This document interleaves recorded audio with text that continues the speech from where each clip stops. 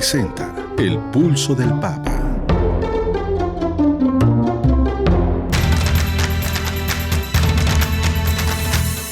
El Pulso del Papa, desde Ciudad del Vaticano. Servicios informativos de Ver y Creer. La actividad pontificia y los acontecimientos de relevancia mundial, con enlaces directos a Radio Vaticana, CENIT y Vatican Information Services. El Pulso del Papa, desde Ciudad del Vaticano. Servicios informativos de Ver y Creer.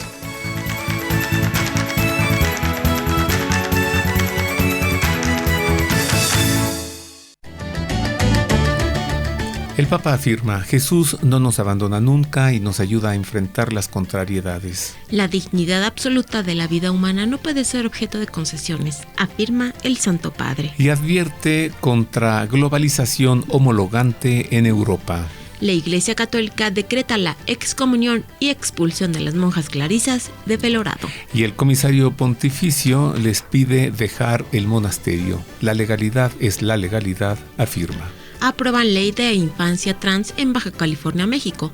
Menores podrán cambiar su sexo en actas de nacimiento. Se cumplieron 2 años del asesinato de los 2 sacerdotes jesuitas en México. Abrirán casa para mujeres en situación de calle en la Ciudad de México. Culto demoníaco, el angelito negro, crece en la Ciudad de México. Sacerdote advierte que es un pecado gravísimo. Y por último, sacerdote encomienda a San Miguel Arcángel la lucha contra el culto satánico de la Santa Muerte. Estas y otras noticias enseguida en los servicios informativos de Ver y Creer. Queridos amigos radioescuchas, les saludamos con afecto como cada semana. Tendremos el gusto de acompañarle hoy Marisa O'Farrill y Roberto O'Farrill, con mucho que informar, Marisa. Sí, muchísimo. Pues empecemos a conocer lo acontecido en la semana en el Vaticano y Europa. Sea usted bienvenido a la información.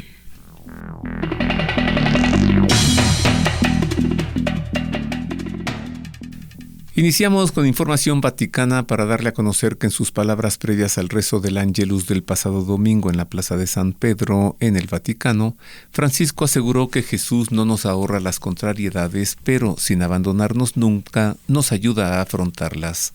Desde el balcón del Palacio Apostólico, el mediodía, el Papa recordó que hoy el Evangelio nos presenta a Jesús en la barca con los discípulos en el lago de Tiberíades. De repente llega una fuerte tormenta y la barca corre peligro de hundirse. Jesús, que estaba durmiendo, se despierta, amenaza al viento y todo vuelve a la calma.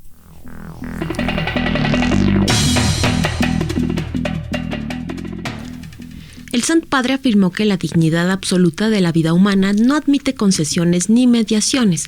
En su mensaje a los participantes de la Marcha Nacional Escojamos la Vida del pasado 22 de junio en Roma, Italia, según informa Vatican News, el Santo Padre envió un mensaje a los miles de participantes de la marcha que busca defender y promover la vida humana ante las amenazas del aborto, la eutanasia y la manipulación de embriones, en la que intervienen 130 organizaciones.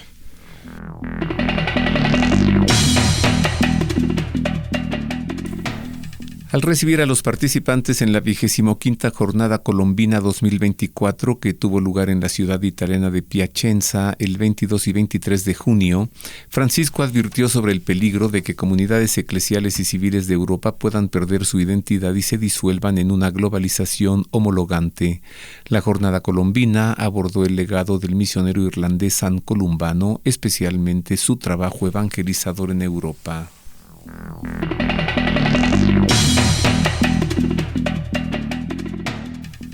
La Iglesia Católica en España ha decretado la excomunión y expulsión de la vida consagrada de las monjas clarisas de Belorado, tras haber estas consumado el delito del cisma. El Canon 751 del Código de Derecho Canónico precisa que el cisma es el rechazo de la sujeción al sumo pontífice o de la comunión con los miembros de la Iglesia a él sometidos. La pena de este delito es la excomunión.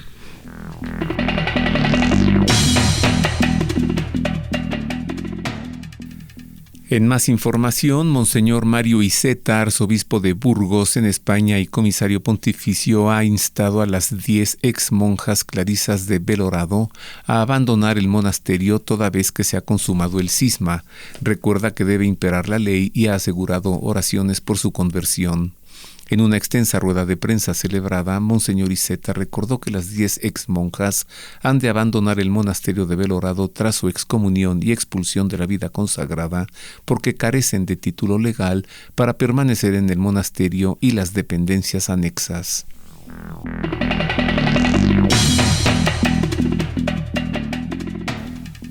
Las exmonjas clarisas de Belorado, excomulgadas al consumar un delito de cisma, habrían expulsado al falso obispo excomulgado Pablo de Rojas y a su acompañante José Seacero en un movimiento inesperado.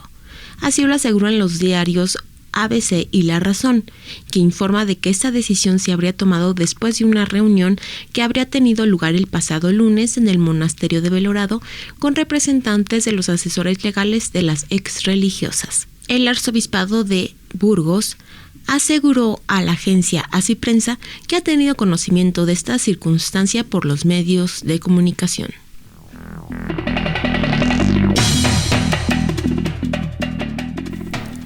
En información procedente de Irlanda, los obispos católicos de la isla Esmeralda emitieron una declaración en la que exponen las enseñanzas de la Iglesia Católica sobre el final de la vida y en la que abogan por los cuidados paliativos en medio de la presión que políticos irlandeses ejercen para que se legalice el suicidio asistido.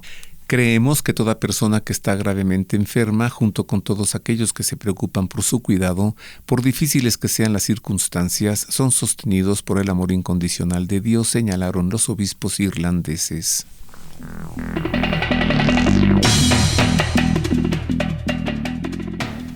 Francisco reiteró su llamado a rezar por la paz en Ucrania y Tierra Santa y pidió al Espíritu Santo que ilumine la mente de los gobernantes, asegurando luego que se necesita negociación. En sus palabras posteriores al rezo del Ángelus en la Plaza de San Pedro el pasado domingo 23 de junio, el Santo Padre aseguró: seguimos rezando por la paz, especialmente en Ucrania, Palestina, Israel. Miro la bandera de Israel. Hoy la vi cuando venía de la iglesia de los santos 40 mártires. Es un llamado a la paz.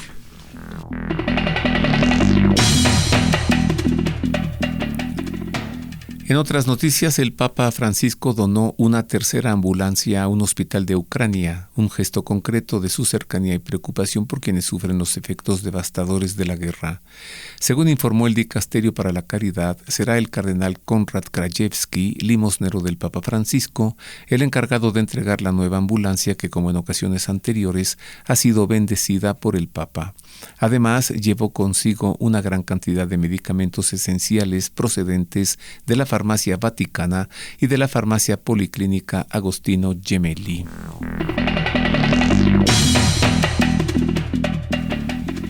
El Santo Padre recibió en audiencia a los miembros del Círculo de San Pedro, asociación que desde hace 150 años ayuda a los pobres en Roma, ofreciéndoles alimento y cuidado necesario. En su discurso de bienvenida, el Papa Francisco destacó que el encuentro está bajo el signo de la gratitud, que es el bello sabor de la vida. Más tarde pidió a los voluntarios no esterilizar las raíces de la asociación y afirmó que la memoria es el órgano del futuro, siempre que las raíces permanezcan vivas y sanas.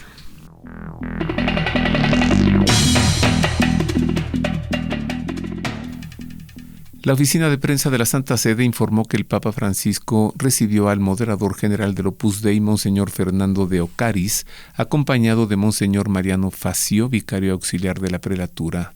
Tal y como ha informado la prelatura a través de su sitio web, durante la audiencia, el prelado informó al pontífice sobre los trabajos que se están realizando en el dicasterio del clero para la adecuación de los estatutos, subrayando el ambiente familiar y de diálogo abierto en el que se desarrollan dichas tareas. El Papa animó a seguir trabajando con esa actitud de diálogo y de colaboración.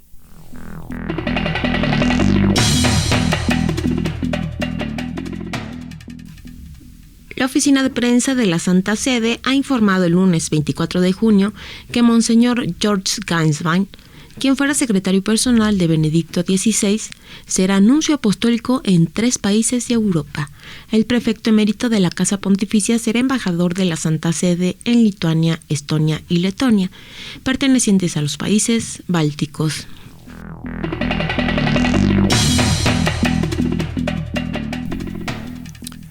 En más información nos enlazamos enseguida con Radio Vaticana, la radio del Papa, para entregarle a usted la crónica de la audiencia general celebrada el pasado miércoles en la Plaza de San Pedro del Vaticano y para que conozca usted la catequesis del Papa.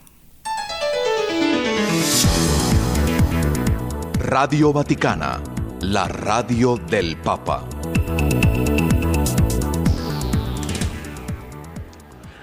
Queridos hermanos y hermanas, hoy se celebra el Día Internacional de la Lucha contra el uso indebido y el tráfico ilícito de drogas. Para este año se ha elegido el lema "La evidencia es clara, debemos invertir en prevención".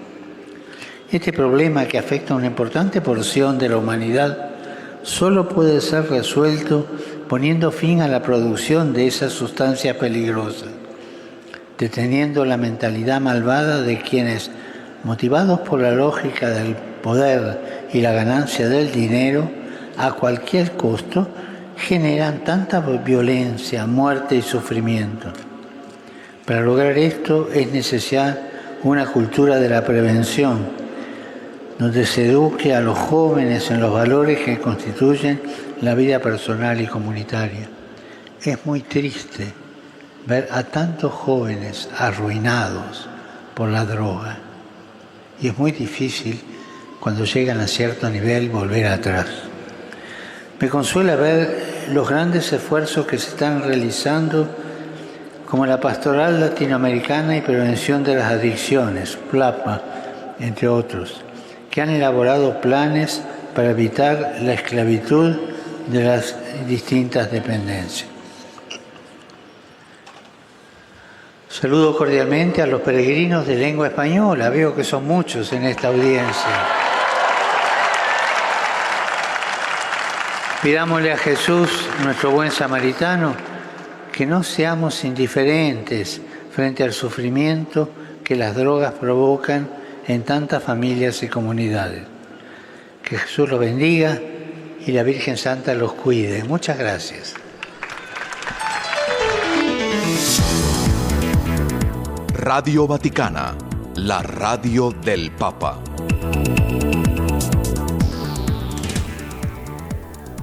Así se desarrolló la audiencia general el pasado miércoles y esta fue la catequesis del Papa Francisco. Hacemos una pausa, queridos amigos, y al volver, en la entrevista conversaré con Luis Eduardo López Padilla sobre un tema que interesa e inquieta mucho. Hablaremos acerca de el aviso y también el castigo. Una pausa y volvemos con esto. Queremos conocer su opinión. Contáctenos en nuestro correo electrónico elpulsodelpapa@vericreer.com. Ya estamos de vuelta para continuar con más de los servicios informativos de Ver y Creer, para entregarle ahora la entrevista. Tendré el gusto de conversar con Luis Eduardo López Padilla, mariófano, o sea, especialista en mariofanías, autor de varios libros, más de 30, como 35 yo creo que ya lleva Luis Eduardo, y que nos hable acerca de esto de el aviso, el milagro, el castigo. Luis Eduardo, bienvenido. Hola Roberto, gracias por la invitación. Luis Eduardo, ¿qué cosa es el gran aviso? Sí, Perdón, ¿está vinculado con Garabandal?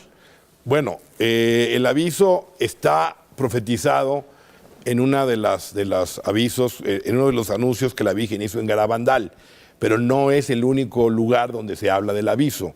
Ha habido místicos y santos y otras apariciones marianas que han hablado del aviso.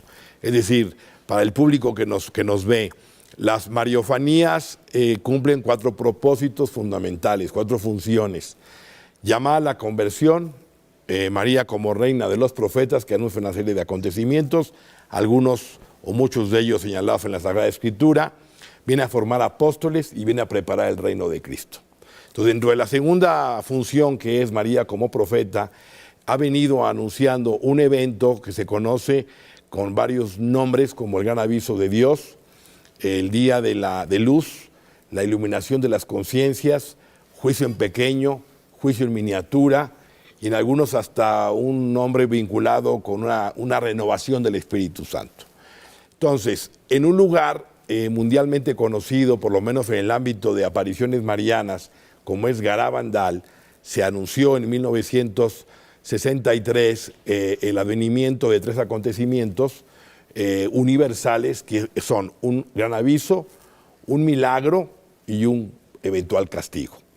Entonces, en Garabandal se habla del aviso, ahora explico de qué consiste, pero también se habla en otra aparición en España, en Vizcaya, en Umbe, se mencionó sobre el aviso en 1971, en Escorial, España, en el año 81-82 se habló del aviso, un santo mártir jesuita del siglo XVII, San Edmundo Campion, el Señor le reveló sobre el aviso, la beata Ana María Taigi, el venerable María Clausi y otros videntes instrumentos de Dios han hablado de este acontecimiento.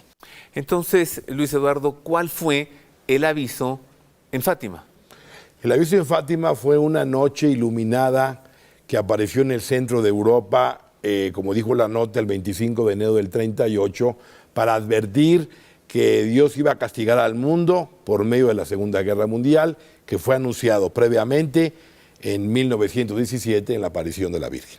¿Y qué es lo que se vio entonces? Entonces se vio una luz desconocida, intensa, que pudo provocar que los trabajadores de noche pudieran laborar sin necesidad de luz artificial, y meses después viene la invasión de Hitler a Austria y parte de Checoslovaquia y se desata la Segunda Guerra Mundial. ¿Cuánto tiempo duró ese fenómeno? Duró varias horas. Varias horas, que fue retomado por los periódicos locales del lugar como una luz desconocida, extraña, que no es muy similar a una aurora boreal, pero que no es típica en ese lugar. Y la vidente, uno de los 3 videntes de Lucía. Fátima, Lucía, confirmó que confirmó que esa luz era la señal que el Señor estaba dando para cumplimentar lo que había profetizado la Virgen 21 años antes. Entonces, Luis Eduardo, ¿un aviso es lo mismo que una señal? O sea, si acaso nos toca ver el gran aviso, lo que veremos es una señal en el cielo. ¿El aviso es una señal? El aviso es una señal, pero este aviso tiene un componente mucho más profundo y más extraordinariamente espectacular, tanto en su naturaleza de origen... El que va a ocurrir. Sí, el que va a ocurrir. Tanto en su naturaleza de origen cósmico como del propósito que el cielo quiere con ese aviso.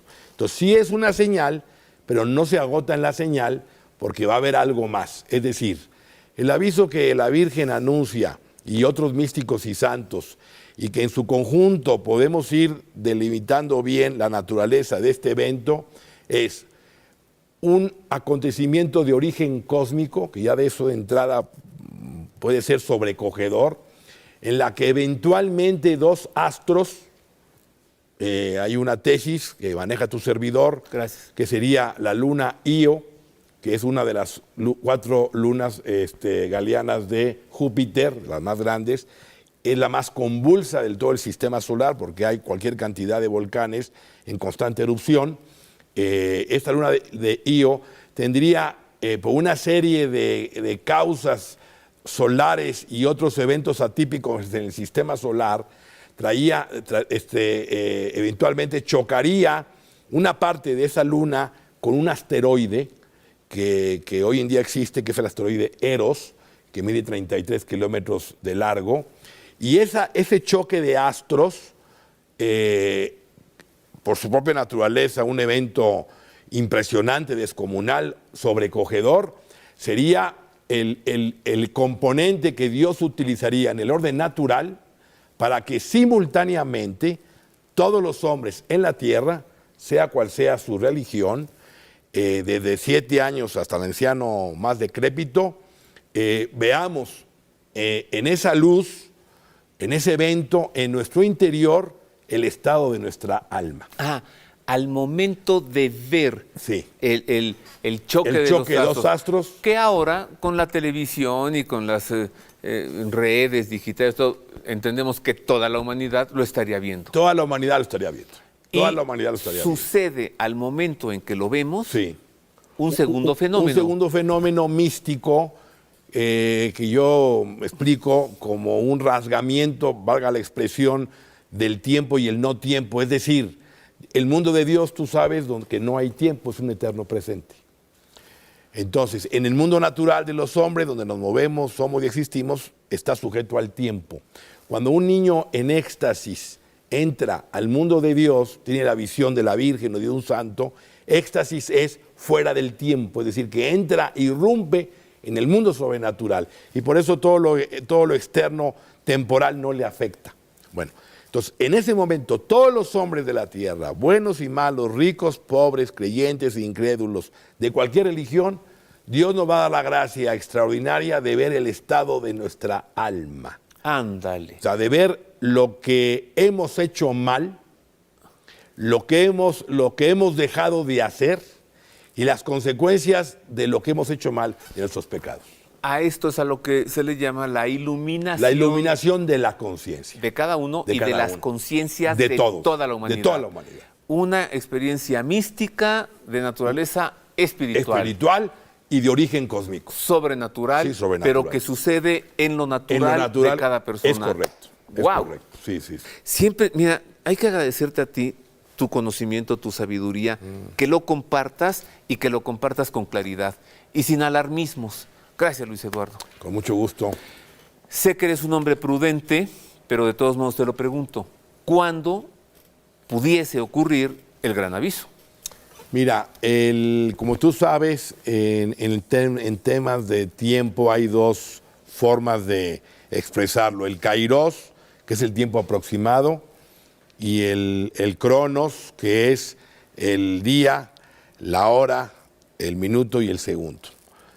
Este cronos solo le queda reservado al Padre Eterno. El kairos es el tiempo aproximado, como decimos, que la mujer está en dolores de parto, es decir, hay unas señales previas que anuncian el acontecimiento del aviso. Contra lo que muchos suponen, porque hoy en las redes sociales, en canales de YouTube, etcétera, hay demasiada información sobre este tema, hay como una idea, en mi lectura personal, equivocada, de que el aviso prácticamente es este año que estamos viviendo, que es el 2021, o el 2022, o quizá por muy tarde el 2023. Por una serie de razones que no tiene caso ahorita explicar, ya otro tema aparte. Pero en lo personal, disiento de esta interpretación. Tiene que haber primero una serie de acontecimientos de orden social, de orden político y de orden eclesial y de orden natural. De estos cuatro órdenes. Eclesial, interesante, tiene que morir Francisco. O sea, el Papa Francisco tiene primero que morir. Claro, tiene 84 años. Y una cirugía de colon. Y una cirugía de colon. Por divertículos, que en otras palabras es cáncer. Sí. Bueno. Bueno. No sé cuándo vaya a morir Francisco, pero... Mira, o sea, el cáncer se corta el intestino y ya está, ¿no? Pero divertículos en el intestino es eso, pues, o sea, está herido ya el cuerpo. Correcto, está herido. Entonces tiene que fallecer primero el Santo Padre y luego se va a dar una situación en la iglesia, lamentablemente, me da pena decirlo, porque no es el tema hoy, pero de un cisma ya consumado. Entonces eso tiene que primero realizarse antes de que venga el aviso. Tiene también que darse, y también me da mucha pena decirlo, un resurgimiento del comunismo. El comunismo que tiene que hacerse realidad a través de una invasión en parte de Europa y particularmente en Italia. Hay quienes piensan que el comunismo Rusia ya se convirtió, es un tema debatible. Lo que sí digo es que la Virgen pidió que se consagrara esa nación al corazón inmaculado de María y los hechos demuestran que el Papa, en unión con los obispos del mundo, no se consagró o no se ha consagrado Rusia. Hubo una consagración el 25 de marzo del 84, no se mencionó a Rusia. El caso es que en la práctica no vemos ni la conversión de Rusia, ni vemos que la Iglesia Ortodoxa rusa reconozca el dogma de la Inmaculada Concepción, ni que tampoco se haya unido a la Iglesia Católica.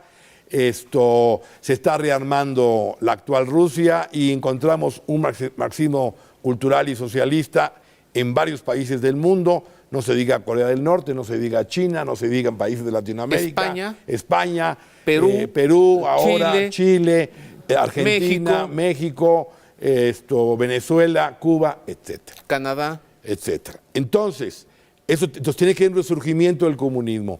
Luego tiene que haber un combate, la situación política se va a enrarecer, cosa que no estamos diciendo nada raro, y ese enrarecimiento político va a traer un combate entre naciones poderosas. Ya hay eventos de corte eclesial, de corte político, y también tiene que darse una serie de eventos naturales, porque catástrofes que van a venir de origen cósmico. Porque, Roberto, para que haya una colisión de dos astros en el sistema solar, es que algo previo tuvo que haberse dado en el sistema nuestro para que eso ocurra. No es algo que de pronto suceda de un día para otro. A ver, tú, de allí, se me ocurrió ahorita, esa desproporcionada preocupación del Papa Francisco por la creación, desde que entró. Bueno, la creación es obra de Dios. Sí, Laudato Si. El sínodo de la Amazonía está más ocupado por participar en foros de meteorología. Sí. ¿No? Sí, pero finalmente toda la creación, tú sabes, fue creada en el orden. Por el pecado se desordenó la creación y por eso vivimos todo este desorden de la naturaleza, lo dice el propio Pablo, a San Pablo. La naturaleza está herida, gime dolores de parto por el pecado de los hombres. Entonces, este desorden natural se va a llevar al macrocosmos y en ese macrocosmos va a darse una serie de eventos que van a traer, lamentablemente lo digo, y con dolor y pena, grandes catástrofes en la Tierra, y eso va a ser el evento inmediato que va a detonar esta colisión de dos astros que van a ocurrir y que son la parte natural del aviso. Pues la descomposición moral y la degradación social está ocurriendo. Sí. Los demás signos que nos acaba de presentar Luis Eduardo están cerca. Tendrían que ocurrir en los próximos meses. Pero tengo que presentarte algo más. Conchita, Conchita de Garabandal, que no la Virgen le dijo que le iba a avisar a ella 10 días antes del gran aviso para que Conchita nos avisara y ya está grandecita en edad. Conchita tiene... tiene 71 años, pero Conchita no va a avisar el aviso. Ella lo que se supone que va a avisar, esa es mi lectura. Pero inminente, yo no me muevo de que Conchita tiene 71 años de edad. Sí, pero a ver. A menos que sea longeva como el Papa Benedicto XVI. No, pero el tema de Conchita, aunque a lo mejor esto que pueda decir va a traer una reacción de algunas personas. ¿Tú te acuerdas cuando le dijo la Virgen a Lucía, tú te quedas aquí un tiempo? Pero no le dijo cuánto. Claro, sé que lo dejó hasta el año 2005 y se lo dijo en el 17. Te quedarás un poco tiempo para que por medio de ti se dé a conocer la devoción a mi corazón inmaculado. Y a Francisco y a Jacinta me lo llevaré en breve y se lo llevó en 2 años. Es decir, que en lo personal yo veo muy complicado que el cielo, la Virgen, le haya dicho a Conchita que en tal año ella va a dar a conocer un milagro, porque eso supondría una injusticia para el demonio. Es decir, el hombre tiene que estar siempre atento al momento en que Dios nos pueda llamar. No te va a decir el cielo que para el 2025, cuando la niña tiene 11 años y estamos en el año 61, que el 2025 tú vas a dar a conocer un milagro, porque entonces eso implicaría para Conchita como pensar que yo voy a vivir hasta el 2025, pase lo que pase y suceda lo que suceda, y voy a ser fiel porque me están pidiendo que haga un anuncio de un milagro del cielo. Es decir, en conclusión, que la Virgen dijo en Garabandal que algo iba a ocurrir, un evento iba a ocurrir, que mucha gente iba a perder la fe en Garabandal, y no iba a ser por el retraso de los eventos profetizados, no por eso, sino por otra circunstancia. Yo creo que pudiera suceder que muera Conchita, pueda morir en cualquier momento, Y eso va a ser un golpe muy fuerte a Garabandal, pero eso no debe afectar la fe, porque la fe no está en Conchita ni en las personas. Es decir, que Conchita muera sin dar a conocer el milagro. Ajá. Y como el Señor Fecha, saca de las piedras hijos de Abraham, el Señor se ocupará de quien tenga que dar a conocer el milagro, pero no es que Conchita sea un elemento esencial, porque entonces perderíamos esta justicia divina de que Dios siempre te mantiene un poco en la oscuridad del alma para que estés atento a cumplir. Adviento. En espera. Estamos esperando varios advientos. Entonces tú lucha porque no sé cuándo será el día y la hora para ti y para cada uno de nosotros. Esa es mi opinión.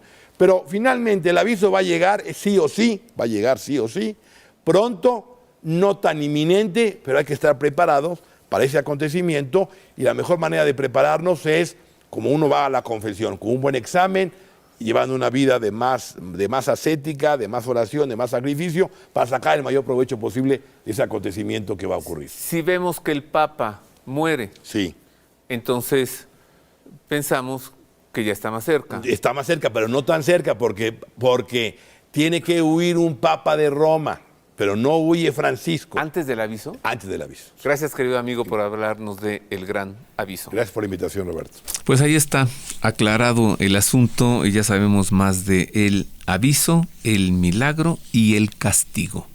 Hago otra pausa, queridos amigos, regresamos con noticias de América, de México, y también con nuestro editorial que hablará acerca de el injusto juicio de Poncio Pilato. Haga suyo este espacio. Le invitamos a enviar sus sugerencias y opiniones a nuestro correo electrónico elpulsodelpapa@vericreer.com. Continuamos en más de los servicios informativos de Ver y Creer, con más noticias, ahora para que conozca usted los acontecimientos recientes en México y también en el continente americano. Sea usted bienvenido nuevamente a las noticias.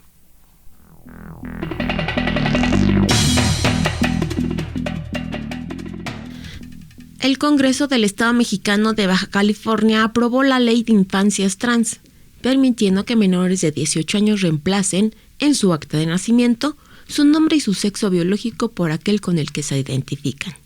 La reforma fue aprobada con 14 votos a favor, 6 en contra y 1 abstención. La mayoría de los que apoyaron la ley fueron legisladores de Morena, partido político del presidente de México, Andrés Manuel López Obrador. La modificación afecta una serie de artículos del Código Civil referentes a las modificaciones en las actas de nacimiento.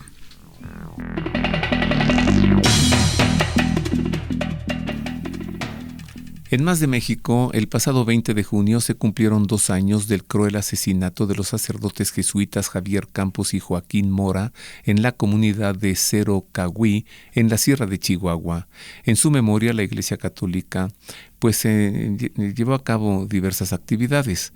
Por ejemplo, el 20 de junio se celebró una misa en la parroquia de San Francisco Javier con la participación de obispos y autoridades de la Compañía de Jesús en México.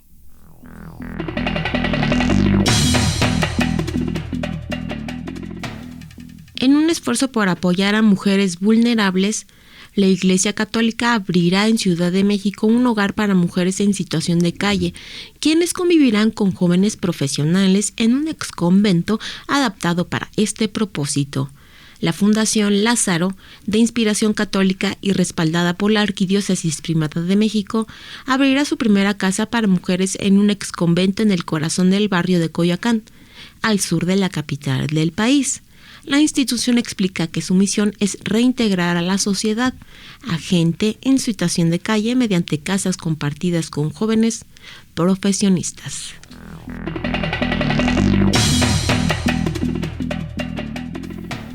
En más de la Ciudad de México, le informamos que el culto demoníaco del llamado Angelito Negro ha tenido un crecimiento en la Ciudad de México, especialmente en el mundo del crimen organizado.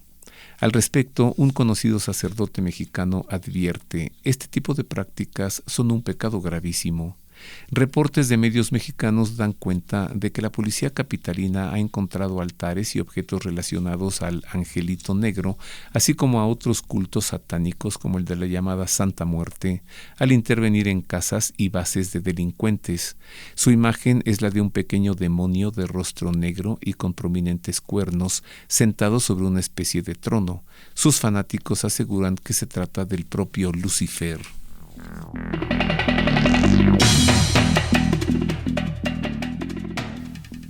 El encargado de Relaciones Públicas de la Catedral Metropolitana de la Ciudad de México desmintió las versiones que aseguran que la boda de una conductora de televisión mexicana cuya vestimenta ha ocasionado reacciones violentas en contra de esta santa iglesia haya contraído matrimonio en sus instalaciones. A través de un comunicado, Alfredo Martínez, encargado de las Relaciones Públicas, aclaró que en ningún momento la catedral permitirá faltas de respeto a la santidad del matrimonio como las demostradas en las diversas publicaciones.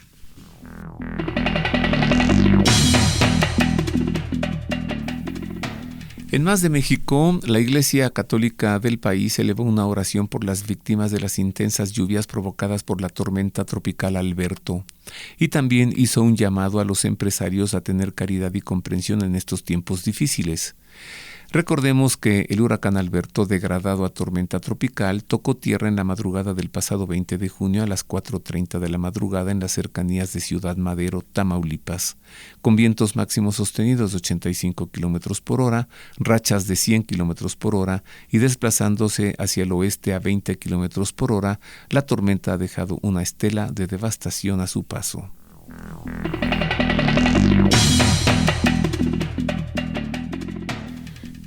Un sacerdote que realiza su ministerio en Nezahualcóyotl, al este de la Ciudad de México, ha encomendado la lucha contra el culto satánico de la llamada Santa Muerte a San Miguel Arcángel, príncipe de la milicia celestial. El padre Eduardo Treviño es un sacerdote de 59 años, miembro de la Sociedad Sacerdotal de la Santa, y está incardinado a la diócesis de Nezahualcóyotl, que se encuentra en el Estado de México. Actualmente es el párroco de la parroquia de la Inmaculada Concepción.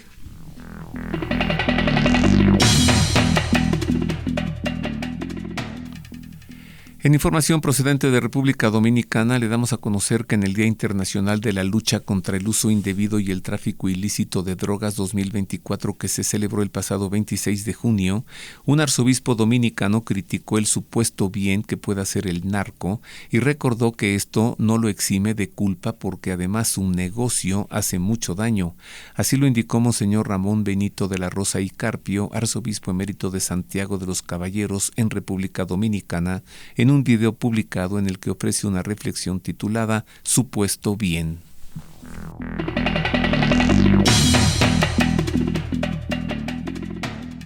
La Comisión de Migrantes e Itinerantes de la Conferencia Episcopal Argentina se pronunció con preocupación ante la desaparición del pequeño Loan Danilo Peña, de 5 años, que mantienen las autoridades en una intensa búsqueda con la hipótesis de un caso de trata de personas. Loan fue visto por última vez el pasado jueves de junio en un almuerzo familiar en la casa de su abuela. La investigación ya suma 6 detenidos, entre ellos una exfuncionaria municipal y su marido, un marino retirado, y en la búsqueda se desplegaron las fuerzas federales de seguridad.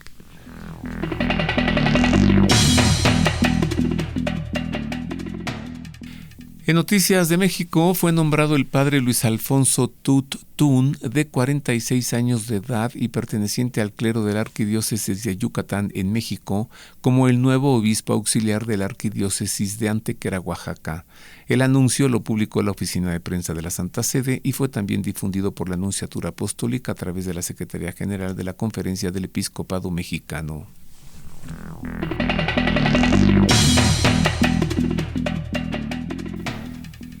Y hasta aquí el resumen informativo de la semana de América y México. Y hasta aquí terminan las noticias. Usted ha quedado debidamente informado. Ahora escuchemos el editorial de esta semana, que hoy tiene como título El injusto juicio de Pilato.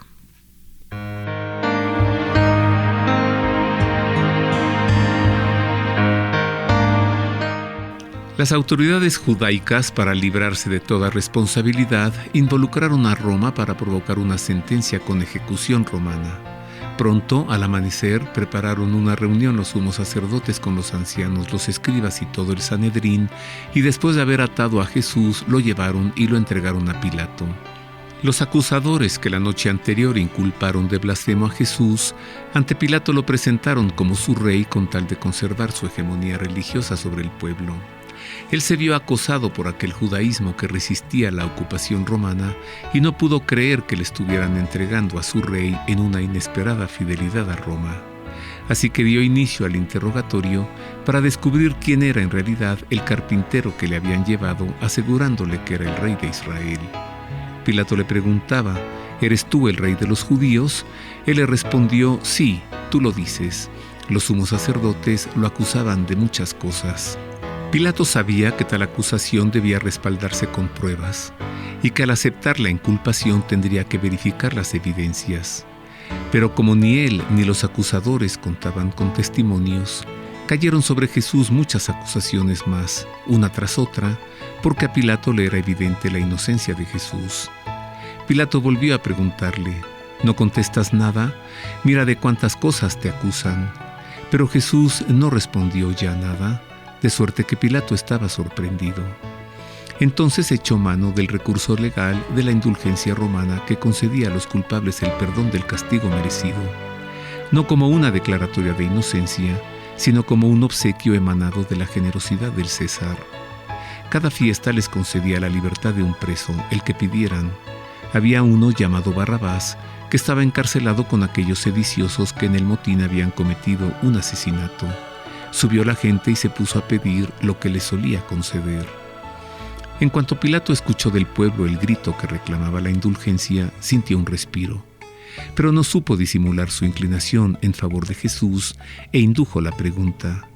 Pilato les contestó: ¿quieren que les suelte al rey de los judíos? Pues se daba cuenta de que los sumos sacerdotes lo habían entregado por envidia. Pero los sumos sacerdotes incitaron a la gente a que dijeran que le soltara más bien a Barrabás. Pero Pilato les decía otra vez: ¿y qué voy a hacer con el que llaman el rey de los judíos? Pilato no debió preguntar qué habría de hacer con Jesús. Cometió esa imprudencia al ver que la veracidad y el engaño se enfrentaban, y se vio a sí mismo como el actor de una tragedia en la que la verdad padece siendo amenazada por la mentira. No queriendo vivir con una duda perpetua, dirigió a Jesús una pregunta: ¿qué es la verdad? Con serenidad respondió con el canto de la vida: la verdad soy yo. Y al decir estas palabras, parecía advertirle a Pilato que todo aquel que mate a la verdad vivirá por siempre en la mentira. Pilato, derrotado, tomó los hombros de Jesús con sus manos. Luego lo estrechó entre sus brazos y mientras acercaba su mejilla a la de Jesús, lo sobresaltó el bramido disonante de los inculpadores que lo habían llevado ante él. La gente volvió a gritar: ¡crucifícalo! Pilato les decía: ¿pero qué mal ha hecho? Pero ellos gritaron con más fuerza: ¡crucifícalo! En aquel bramido Jesús escuchó los gritos de todos los hombres que lo negaban, los de antes, los de ahora y los de mañana. Era el aullido del mal. El grito judaico se impuso sobre el derecho romano, pues no fue el prétor quien dictó la sentencia, sino ellos, en una orden dirigida sobre la autoridad de Roma, atada con hilos invisibles en los pies y en las manos de la marioneta en que fue convertida Pilato. Pilato miró a Jesús, y en él solo encontró compasión, como si él mismo fuese su juez, y recordó a los filósofos griegos a los que tanto había leído, y se dijo a sí mismo: es cierto, el hombre solitario es el hombre más fuerte. Pero el anhelo de poder, que se convierte en banalidad ante la verdad, se apoderó de él. Pilato entonces, queriendo complacer a la gente, le soltó a Barrabás y entregó a Jesús después de azotarlo para que fuera crucificado. ¿Por qué soltó a Barrabás y no a Jesús? Porque aún en nuestros días, muchas veces se elige lo peor en lugar de lo mejor.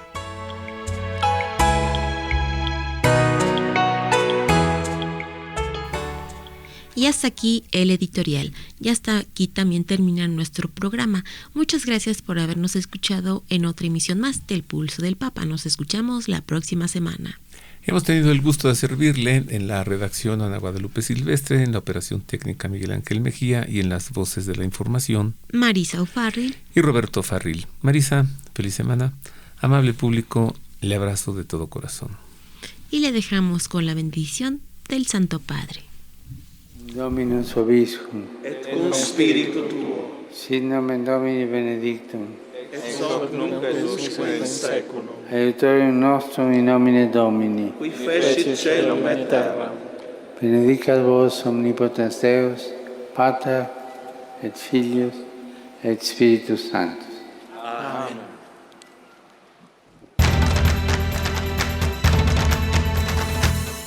El pulso del Papa, desde Ciudad del Vaticano.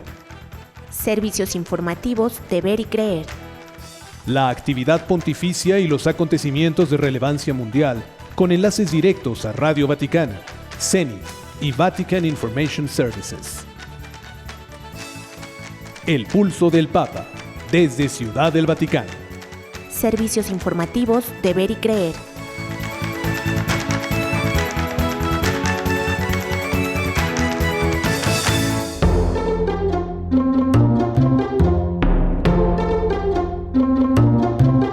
Mundo Católico presenta El Pulso del Papa.